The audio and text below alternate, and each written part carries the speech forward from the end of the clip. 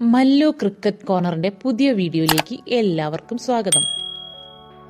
Indian premier league 17ാം സീസണിനുള്ള തങ്ങളുടെ നായകനെ പ്രഖ്യാപിച്ച് സൺറൈസേഴ്സ് ഹൈദരാബാദ്. ഓസ്ട്രേലിയൻ നായകൻ പാറ്റ് കമ്മിൻസിനെയാണ് സൺറൈസേഴ്സ് ഹൈദരാബാദ് നായകനായി പ്രഖ്യാപിച്ചിരിക്കുന്നത്. സമൂഹ മാധ്യമങ്ങളിൽ ടീം അധികൃതർ ഇക്കാര്യം പ്രഖ്യാപിച്ചത്. ദക്ഷിണാഫ്രിക്കയുടെ എയ്ഡൻ മക്രത്തിന് പകരക്കാരനായാണ് കമ്മിൻസ് സൺറൈസേഴ്സ് നായകനാക്കുന്നത്. ഏകദിന ലോകകപ്പിലും ലോക ടെസ്റ്റ് ചാമ്പ്യൻഷിപ്പിലും ഓസ്ട്രേലിയയെ ചാമ്പ്യന്മാരാക്കിയതാണ് കമ്മിൻസിനെ നായക സ്ഥാനത്തേക്ക് പരിഗണിക്കാൻ കാരണം.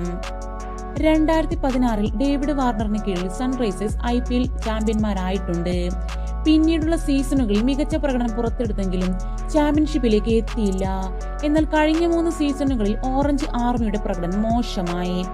കഴിഞ്ഞ സീസണിൽ എയ്ഡൻ മക്രം നയിച്ച സൺറൈസേഴ്സ് അവസാന സ്ഥാനത്താണ് ഫിനിഷ് ചെയ്തത്. ഇത്തവണത്തെ ലേലത്തിൽ 20.50 കോടി രൂപയ്ക്കാണ് കമ്മിൻസിനെ സൺറൈസേഴ്സ് സ്വന്തമാക്കിയത്. ഒപ്പം ഓസ്ട്രേലിയൻ ഓപ്പണർ ട്രാവിസ് ഹെഡും ടീമിലെത്തി.